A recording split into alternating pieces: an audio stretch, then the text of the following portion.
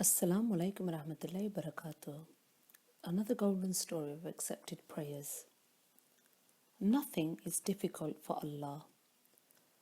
The middle-aged man had been lying unconscious for months under a white sheet in the intensive care unit of the hospital, oblivious to his surroundings with medical equipment and feeding tubes attached to his body.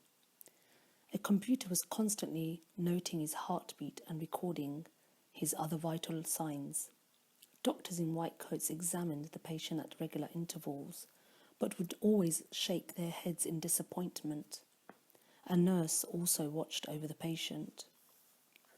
His wife and their 14-year-old son would visit without fail, twice a day.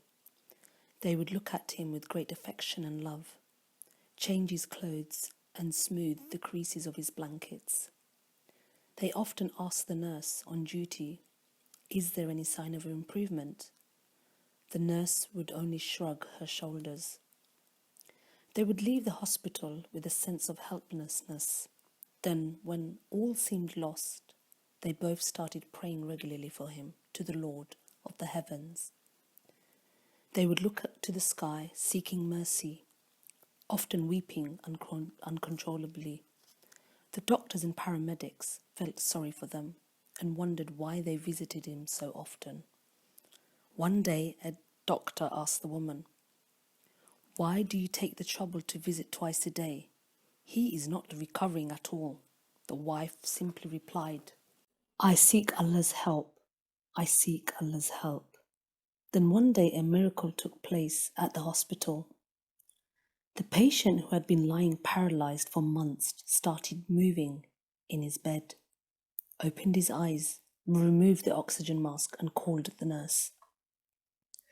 The nurse was astonished and could not believe her eyes. She rushed over to the patient.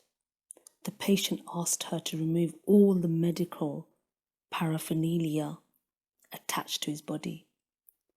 But the nurse replied that only doctors could remove the machines. She called the doctor, who was completely shocked at the patient's remarkable recovery. The doctor ordered an immediate examination of the patient, asked for the machines to be removed, the room tidied, and the patient cleaned. After some time, when visiting hours began, the man's wife and son arrived at the usual time. When they went into the room, they could hardly believe their eyes. They both burst into tears of joy. The family's husband and father had been cured. When the doctor saw this happy scene, he asked his wife, "Were you hopeful that one day your husband would completely regain his health?" She said, "Yes. I was sure that one day I'd find my husband fully recovered, waiting for me when I came to visit him in the hospital."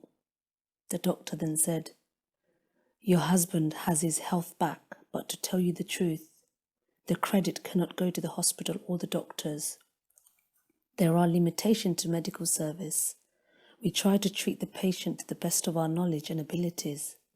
I ask you by Allah, what have you been doing this time? What routine have you been following?" The woman replied, "I'll tell you the truth, because you've asked me in the name of Almighty Allah. When I first visited my husband, I was satisfied that he was stable and his condition was not deteriorating. I supplicated for him in our neighborhood, my son, and I gave charity to beggars and the needy, and I asked them to pray for my ailing husband. Today, Allah Almighty has rewarded me for my patience and prayers. I have my husband back." So, my brothers and sisters and little gems who are listening, this story does make it clear that we should never ever lose hope in Allah's mercy, and that we should have patience. We should stick to charitable acts and prayer, patience and prayer. If we do so, Allah Azza wa Jal, King of the throne, the Lord of the honor, will certainly bless us. Have faith. JazakAllah'khair for listening.